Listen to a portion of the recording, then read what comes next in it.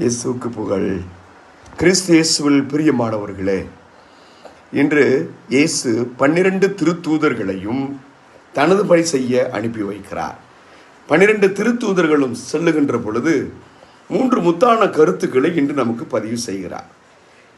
இருவராக அனுப்புகிறார். தனிமரம் தோப்பாகாது, தனிமை ஒரு மனிதனை தற்கொலைக்கு இட்டு செல்லும்.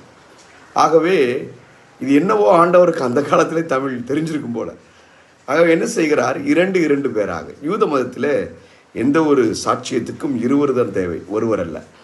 ஆகவே இருவரும் ஒருவருக்கொருவர் தாங்கிக் கொள்வார்கள் என்ற ஒரு சிந்தனையில் நடத்தி செல்கிறார்கள்.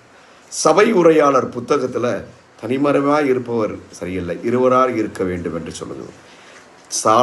அது சபை உரையாளர் புத்தகம் 4, 9 மற்றும் 10 வசனங்களை படியுங்கள்.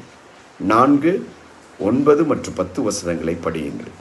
ஆகவே பிரியமானவர்களை, இருவராக என்பது இன்றைக்கு உலகம் தனிமையை விரும்புகிறது.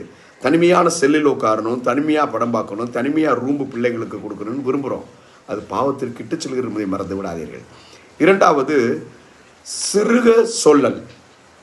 ரொம்பெல்லாம் போதிக்க சொல்லலை, என்னென்ன போதிக்கணும்னு சொல்லியும் கொடுக்கல, எப்படி போதிக்கணும்னு சொல்லியும் தரலை, எதை சொல்லணும்னு சொல்லியும் தரல. ஆனால் ஒரே ஒரு வார்த்தை தான், மனமாறுங்கள் என்ற சொற்பமான ஒரே வார்த்தை அத்துணை பெரியும் மாற்றுகிறது.